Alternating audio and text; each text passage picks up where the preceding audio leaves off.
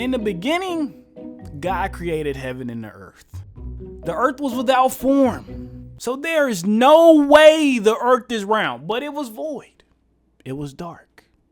And he said, "This world shall know pain." Just kidding. He said, "Let there be light." He saw this light and said, this is nice. I could get used to this. And he divided the light from the darkness and called the light day and the darkness night. The next day he created the firmament. Now you may be asking, what's a firmament? I wasn't taught this in church. Well, the firmament, according to Google, is the vault of heaven, and it's regarded by Hebrews as solid and supporting waters above it. So think of the earth as a giant snow globe. The next day he created dry land and the seas and all the nice scenery that makes up the earth as we know it today. The third day he created the sun, the moon, and the stars. And let me tell you a little secret that they don't want you to know. Space is not real. There are no other planets. There are no aliens. It's just us. You mean to tell me we've been lied to? Exactly. NASA in Hebrew literally means to deceive. Coincidence? I think not. The fourth and fifth day he created all the animals and even this dreaded thing. Most High, I don't mean to question you, but just why? Just why? We could have did without this one. Then on the second day, he created man. And contrary to popular belief, multiple men and women, not just the two that are mentioned, because think about it. If there were only the two everybody knows about, that would mean that it would have to be some Sweet Home Alabama stuff going on, which he literally denounces. So he breathed into the man's nostrils, and from this, man became a living soul.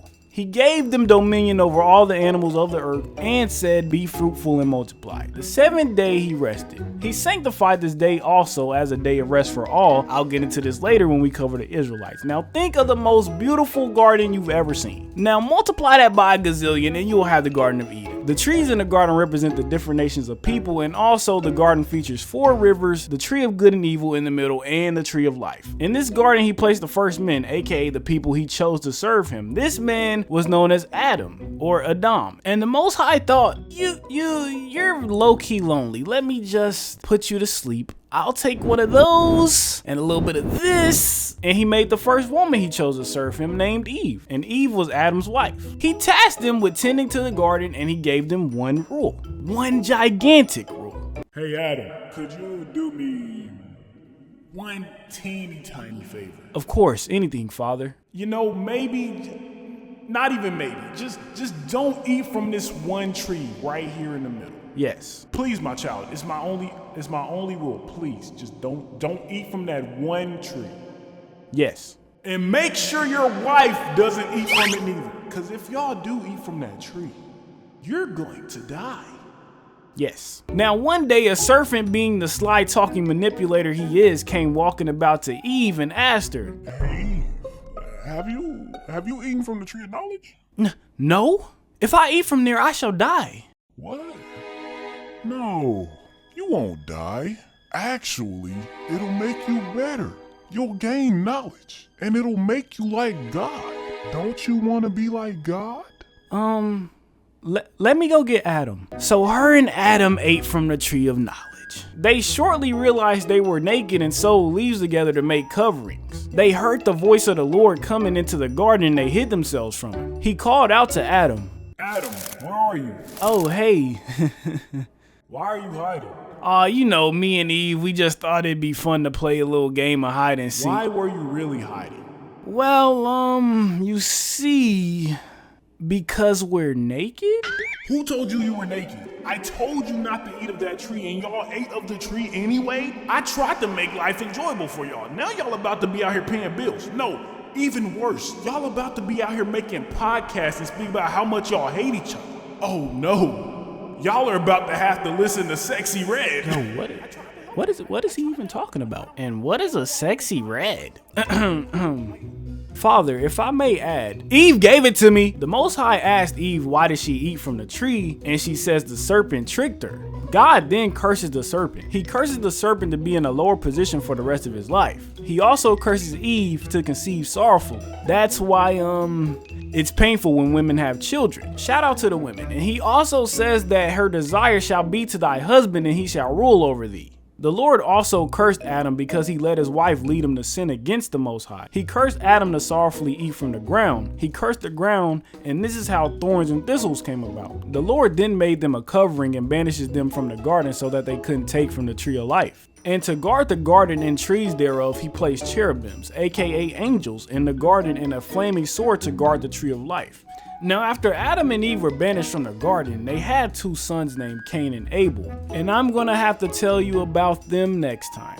But for now, in this story there was a lot of symbolism, so I'm gonna try my hardest to explain it the best that I can. Now, earlier when I mentioned light and darkness, that light happens to be symbolic of the Torah, aka the Old Testament, the original 10 commandments he gives to the Israelites. Also, Adam and Eve were not the first humans, but the first humans the Most High created to choose to serve him.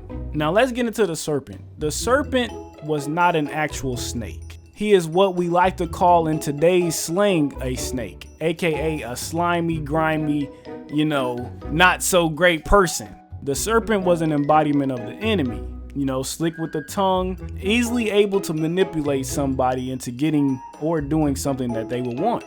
Now let's talk about the 2 trees, the tree of life and the tree of knowledge.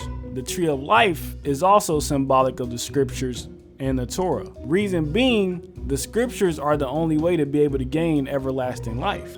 Now, the tree of knowledge is symbolic of self-righteousness, aka selfish desires, self-pleasure, pretty much chasing after oneself. This is why it was so bad when they ate from the fruit of the tree, because once they ate from the tree, they then became aware of self-righteousness instead of righteousness through the Father.